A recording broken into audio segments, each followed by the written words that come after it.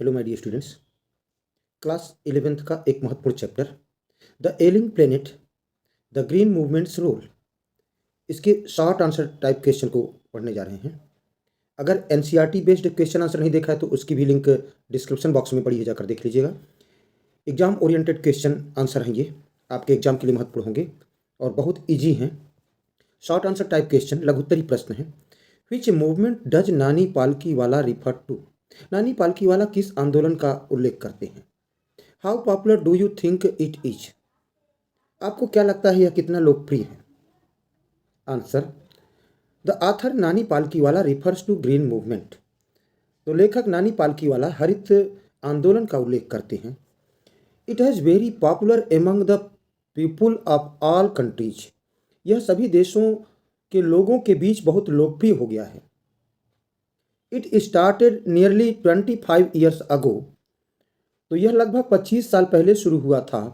But it has gripped the imagination of the entire human race completely and quite rapidly. लेकिन इसने पूरे संसार को जकड़ लिया है, पूरी मानव जाति को पूरी तरह से और काफ़ी तेज़ी से जकड़ लिया है, ग्रिप में ले लिया है। सेकेंड क्वेश्चन है, how many are there the biological system according to mister Lester R Brown? तो मिस्टर लेस्टर आर ब्राउन के अनुसार जैविक तंत्र कितने हैं? According to mister Lester R Brown, तो मिस्टर लेस्टर आर ब्राउन के अनुसार there are mainly 4 biological system. मुख्यतः 4 जैविक प्रणालियां हैं: fisheries, forest, grassland and croplands. मत्स्य पालन, वन, घास के मैदान और कृषि के खेत भूमि। They form the foundation of the global economic system. ये वैश्विक आर्थिक प्रणाली की नींव बनाते हैं। They provide food and all the raw materials for industries. ये उद्योगों के लिए भोजन और सभी कच्चे माल उपलब्ध कराते हैं। Third question, what are the reasons that are leading to depletion of our natural resources? वे कौन से कारण हैं जो हमारे प्राकृतिक संसाधनों की कमी का कारण बन रहे हैं? Answer, in a protein consciousness. Answer, in a protein conscious and protein hungry world, over fishing is common. तो प्रोटीन के प्रति जागरूक और प्रोटीन की भूख दुनिया में अधिक मछली पकड़ना आम बात है, कॉमन है। इन पुअर कंट्रीज, गरीब देशों में, local forest are being destroyed in order to get firewood for cooking. तो गरीब देशों में खाना पकाने के लिए जलाऊ लकड़ी प्राप्त करने के लिए स्थानीय जंगलों को नष्ट किया जा रहा है। विद द रिजल्ट, परिणामस्वरूप, इन सम प्लेसेस, कुछ स्थानों पर, firewood has become so expensive. जलाऊ लकड़ी इतनी महंगी हो गई है दैट कि fuel cost more than the food, कि ईंधन की कीमत भोजन से अधिक हो गई है। क्वेश्चन 4 है, what steps has the Indian government taken to ensure the protection of the environment? What is the impact? तो पर्यावरण की सुरक्षा सुनिश्चित करने के लिए भारत सरकार ने क्या कदम उठाए हैं? प्रभाव क्या है? इम्पैक्ट क्या है? प्रभाव क्या है? Answer, the Indian government through article 48A of the Constitution of India provides that the state shall try to protect and improve the environment and safeguard the forest and wildlife of the country। तो भारतीय संविधान के अनुच्छेद 48A के तहत भारत सरकार यह प्रावधान करती है कि राज्य पर्यावरण की रक्षा और सुरक्षा करने का प्रयास करेगा और देश के वनों और वन्य जीवों की रक्षा करेगा। But it is neither valued nor enforced in India.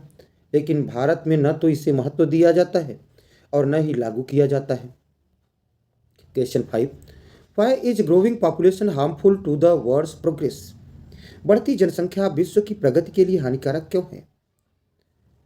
Answer, if the present increase in numbers continuous development will not be possible.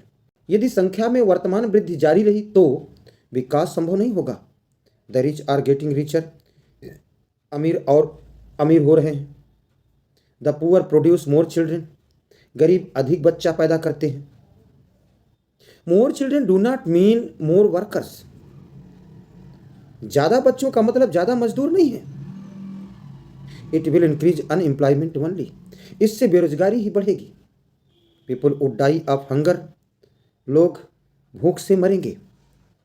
If population growth is not controlled, यदि जनसंख्या वृद्धि को नियंत्रित नहीं किया गया तो। क्वेश्चन 6 है, why do we need to plant more forest in India. तो हमें भारत में अधिक वन लगाने की आवश्यकता क्यों है।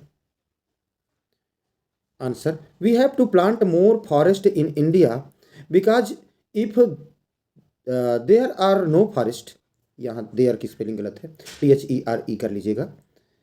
तो if there are no forest, यदि जंगल नहीं होंगे तो देयर आर नो प्लांट्स, तो पौधे नहीं होंगे। No plants means no oxygen, पौधे नहीं होने का मतलब है ऑक्सीजन नहीं होना। And no oxygen means no humans on earth, और ऑक्सीजन नहीं होने का तात्पर्य है कि धरती पर इंसान नहीं। Then there will be no home for animals too, तब जानवरों के लिए भी घर नहीं होंगे। आज की सेशन का last question, how can over fishing and decimation of forest prove harmful. तो अधिक मछली पकड़ना और वनों का विनाश किस प्रकार हानिकारक सिद्ध हो सकता है। Answer, over fishing may lead to stripping the fisheries, अधिक मछली पकड़ने से मत्स्य पालन बंद हो सकता है। Then man will lose a rich source of protein, तब मनुष्य प्रोटीन का एक समृद्ध स्रोत खो देगा।